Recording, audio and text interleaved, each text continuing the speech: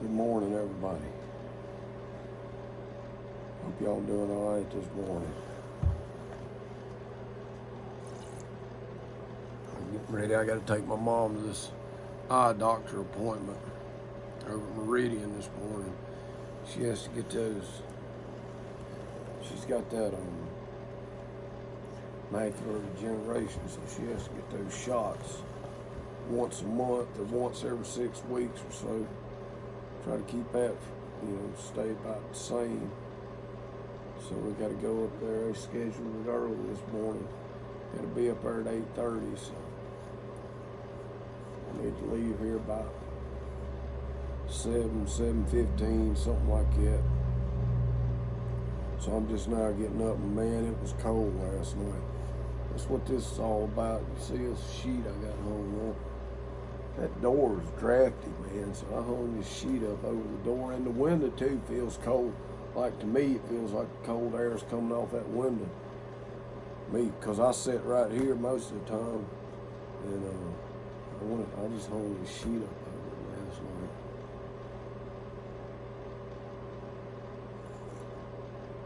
This is November 1st, so it looks like we're going to have a pretty cold one this year. Let's get an early start. Halloween last night, we just cut the lights out because the year before last, there wasn't but like, 2 groups of kids that came.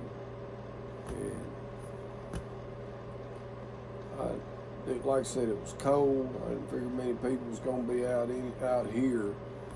And I didn't even have any candy, so I just cut the lights off. Went in my bedroom. Because it was cold. Anyway, I'm still waiting on that multi-county. We called them about helping out with the gas, because that helps a lot. They bought it for us a couple of years ago, and then it filled the tank. We'd been buying it that winter, the whole first part of the winter, and then they bought some at the last part of the winter. This was like 2 years ago. Then they bought some at the last part of the winter, and it filled it completely. It filled the tank completely up. So then last year, we didn't hardly have to use it till way on in the year, and it was enough till it lasted the whole winter. So I didn't have to contact them at all last year. So I started early this year trying to get it, because like I said, it really helps out, because gas, one tank of gas, a whole tank, is well over $200. Last time it was like $250. Now it's probably even closer to $300. I wouldn't be surprised. But last year I didn't have to get them to fill it. So this year I started back in the middle of the summer trying to get a head start. And they still have not given me an answer if they're going to do it or not. And the first time I had it done, it worked pretty rapidly. I don't understand what the problem is. I know it's the lady that was working there year before last, she seemed to be managing the place a whole lot better than the ones that's doing it now, because we have called and called. I mean, this is going on, I know 3 months, probably 4 months. I've been trying to get an answer on this. I've been up there multiple times. It's really gone to the dump as far as getting their work done. I don't see what the problem is. The first time I done it, I called, and the lady told me what information she needed. I got the information together. I took it back, and by the next week, they had already purchased the gas. We had already gotten it. And now it's, like I said, it's been going on 3 months, and I started early to try to get ahead of winter. And it didn't do any good. Now here it is, it's getting cold, and they still haven't given me a response. We call every week, Nikki called them yesterday, or day before yesterday. She said she would make sure the lady called her back before the day was over. Well, she never did. I don't know what the problem is. I wish I could figure out where the main office is over that multi-county organization. At this point, I'm to the point of just trying to, go over their heads here in Philadelphia and try to get in touch with whoever the main boss, one of the main bosses are. Try to get something done. I mean, let's face it, every little bit counts, and the prices of everything has went up so much in the past 2 years, and taking care of mom, that's a fixed income.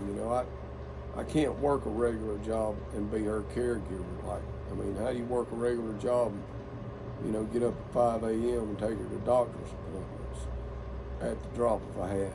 How do you work a regular job and cook, 2-3 meals a day? How do you work a regular job and give her medicine every day and go get his prescriptions filled? How do you work a regular job and do all the chores around here? It's just being a caregiver for anybody that ain't never done it. It's more than a full-time job. It's 24/7, because there's been times where she's gotten sick in the middle of the night and I've had to jump up and take her to the emergency room. You never know when you'll have to do something like that. So it really irks me whenever people act like being a caregiver is not a job, like you're just sitting on your butt doing nothing, because it's a whole lot more to it than that. And you just have to keep up with everything is the biggest thing. Mom's memory ain't what it used to be. If I wasn't around to keep up with this stuff, there is no freaking way that she would keep up with it. Like, just keeping up with the fact that she's got an appointment today. There is no way she would keep up with that. There's no way she would be able to keep up with just keeping all the bills paid. She just can't remember. Her memory's gotten terrible. I guess it's just something that comes with old age. I'll tell you what, it's something that I'm afraid of. I dread it, getting to where I can't remember. And it don't seem like there's anything you can do about it. Mom, she never was a drug user or alcoholic or anything like that. And she can't remember crap these days. So it doesn't seem like it really matters what you do. It just seems like some people get to where they can't remember stuff and some people don't. And it seems like these days more people do get like that than don't. And it seems like most of the people that I know are getting that way. Just getting older.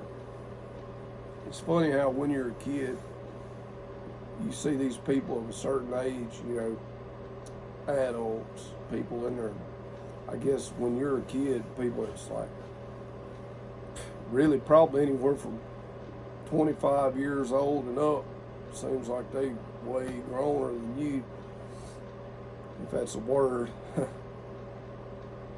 But anyway, they seem like they'll stay at that age forever, especially if you move off like I did and then come back when everybody seems like they're way older all of a sudden. Everybody's got all this white hair and stuff. It's funny how rapidly that happens. We're all getting old fast. I can see it coming. I don't know, it's not such a pretty sight.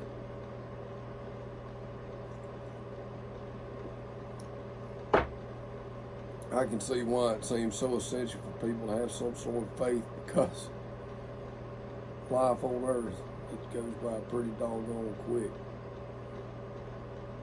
And sometimes it seems like no matter how you try, you just can't get all the stuff done that you'd like to get done. I don't know. Yet. So anyway, we'll go up there to Meridian today, and she'll get that shot in her eye. And that's going to probably about wrap it up. I may go by a couple of thrift stores. I like doing that when I go up there to Meridian. It's something you can do cheap. You may find something cool. Like I don't got enough junk. I need to open up my own thrift store at this rate.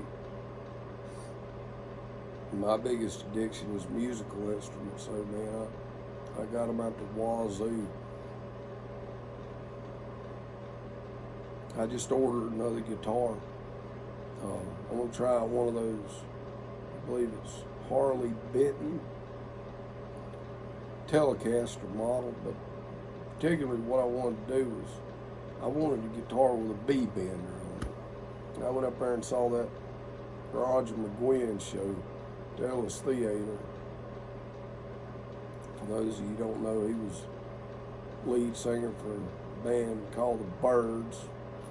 Sure you're familiar with some of their material. They did a lot of Dylan cover songs. It was usually more radio friendly than his version. Got a lot of radio playing, got a lot of big hits.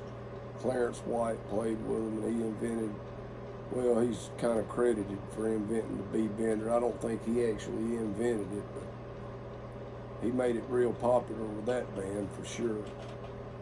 They got so much radio play, like I said. But anyway, you know, Marty Stewart, he's got the old guitar that Clarence White and I can't remember that Parsons. I can't remember that guy that was a drummer with him at the time.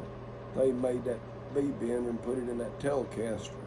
Well, it's that guitar that Marty plays now. I got sitting out there watching that show. They put on a great show. He had Marty Stewart's band backing him up, and they did a great job. And I really love that B-bender stuff. I always have. But boy, it really threw a craving on me now, so I got to rig me one up. So I got looking, you know, and you can get a brand new Telecaster with a B-bender for like, I don't know, $1,500 or so from Sweetwater. And I really can't spend that much money right now. So anyway, I got looking for a more budget-friendly way of doing that. So I got looking around, and a hip shot B-bender is still kind of pricey, but one thing I like about the idea of a hip shot bender is it also has capability of having a G-string bender and a drop D flip switch deal on it. And I seen one of those. They usually run about $300, but I saw one on eBay, and the guy was asking $125 for it. So I made him an offer for $100. He wasn't asking that. That was the starting price on an auction. So I sent him an offer for $100. He didn't accept the offer, but he came back with a counter offer for that $125 starting price. So that gave me the ability to buy it now, which I didn't figure I would. If it went for the auction, it would have went higher than that. If he would have just left it alone, he would have probably got $200 at least for it. Because, like I said, a brand new hip shot bender costs $200 easy, and one with a G bender and a drop D on it, that's $300. So $125 is a super deal. It's like half price. So in other words, he made me an offer I couldn't refuse, and I didn't. So I bought that. Well, then I had to get a Telecaster to put the thing on. So I'm looking at all these Telecasters. I'm watching all these reviews, and everybody seems to be in agreement that for the money, you can't hardly beat one of those Harley Benton guitars. They seem to be as good a quality as a Fender, like an entry level, like a American Standard Telecaster. They seem to be about on par with that for way less, more like a third of the price. So I got one of those, and it was only $250. And it's just going to be like a standard Telecaster with a maple fretboard, maple neck. maybe I'll do a unboxing or something when I get it. I'll show it to y'all when I get it all together. But anyway, I've been working on a lot of guitar playing here lately. It's good for my fingers. And I like playing guitar. I'm not playing with a group or anything. It's, again, you know, like looking after mom and stuff. It would be hard to play in a group at this time and just take off. Because most time your gigs is in the evening time and you play late at night, and it just really wouldn't work out that good right now. So I'm not even, you know, attempting to do that. And now that I'm back in Mississippi, let's face it, it's hard to play in a group around here. There'll usually be enough decent musicians around to maybe have 2 or 3 decent bands out of every town, and then that's run out of musicians, you know, and everybody runs out of time. You can't really, most people around here can't really make a career out of it. They have to work a regular job, so they have about enough time to play in about one band. So it's a little bit tighter around here. I ain't saying it ain't possible. You could do 2 or 3 bands if you really wanted to. But I don't have the time for it. I have too many obligations around here. And let's face it, I mean, I hadn't played in a country band for a long time. And right now, I personally don't really feel like lugging all that stuff around. Because there's a lot of hauling to do. And that gets pretty old if you ain't making a good bit. And they really ain't a good bit to be made around here. You can make all right on some little gigs, but hard to make a career out of it. It's enjoyable though. I enjoy playing in a band setting. And I used to do that up at the church when I was younger. I mean, that's how I learned how to play music. But now, I don't know, they've kind of got it set up the way they want it. And it's more of a contemporary Christian type of music, and they got a guy already playing guitar, which I remember when he first started playing up there, and all this. But, I mean, I don't really want to horn in on what he's doing. And even though what style I would be interested in playing is completely a different animal than what he's doing. But, you know, I don't know. I'm really wanting to explore this beat bender stuff right now, real country type stuff. And the type of music they're playing is more,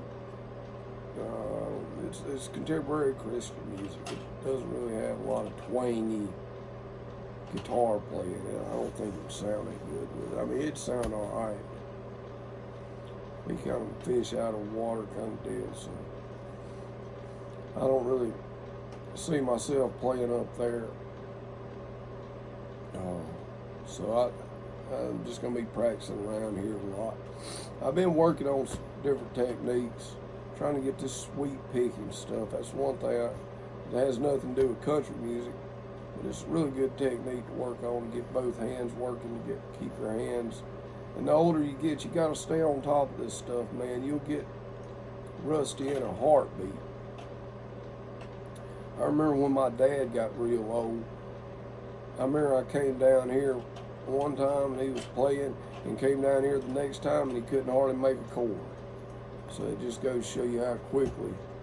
This is all within the year, you know. It ain't like I was waiting 2 or 3 years to come down. So it just goes to show you how rapidly you can, get where your fingers get slow on you. So I'm trying to work on some more difficult exercises. And one thing I never learned how to do was sweep picking. So I've been working on that. And man, it's hard. It takes a lot of practice. But that's the whole point, is to do a lot of practice. Anybody that wants to learn guitar, anybody that's watched my videos and wants to learn banjo, they say, I want to learn how to play a banjo. I want to learn how to play a guitar. Okay, I'm going to put it out here on the line, and everybody that hears this, hear it now, and shut up about it. The old saying that we use down here in the South is called Shit or Get Off the Pot. If you want to play a daggone musical instrument, ain't nothing stopping you but you. Don't think that you can, don't come at, always say, well, teach me lessons, like that's going to fix it. Hey, lessons are great, don't get me wrong. But if you want to learn to play this day and time, with YouTube like it is, they have instructional videos for everything. You can get tabs for just about any song you want to learn. You can get, if you're just trying to learn your rhythm, you want to work on your basic chords, get on YouTube, learn it. They got instructions out the wazoo on here. There is no excuse. If I personally, myself, I wouldn't sit there and pay for lessons. If I could go right now with all the information on YouTube, I would get started. And if there was somebody around local that I really liked the way they played, I wanted to learn some stuff from them, I may look into taking some lessons. But if you're just trying to get started and learn the basics, everything you need to know is on YouTube. The only reason you don't know is because you hadn't put in the time. And don't think that it's just going to happen real fast, because it's not. It's going to take hours and hours and hours. That's what playing music is all about. You have to be one of those type people that don't mind practicing and doing the same thing over and over and over. It's the only way you'll make any progress. You'll never make progress if you practice once every few days for 15 minutes. It's something you got to do every single day.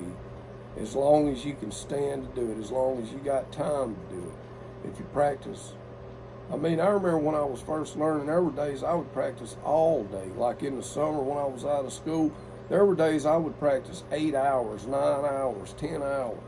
It was whatever you can afford to put into it is how rapidly you'll progress at it. Don't expect to think you're going to put in an hour a day and be a virtuoso in 2 or 3 months. It's not going to happen. These guys that can play real technical and real fast, man, they put in time. You got to. And just once you learn it, you don't have it, that won't stay with you forever if you don't keep practicing. It's kind of like a bodybuilder. If you stop lifting weights, they get all fat and out of shape. Same deal with playing music. You can learn all kinds of stuff, work your butt off, stop practicing. Within a year, you'll forget.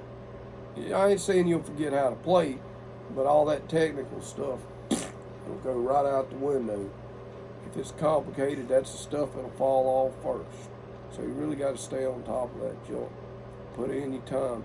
Need to practice every day for sure. Minimum. Yeah, you could get by probably practicing 15 to 30 minutes a day for a beginner. But it's again, that's a short amount of time, and you're gonna make slow progress. You'd be better off to practice an hour a day.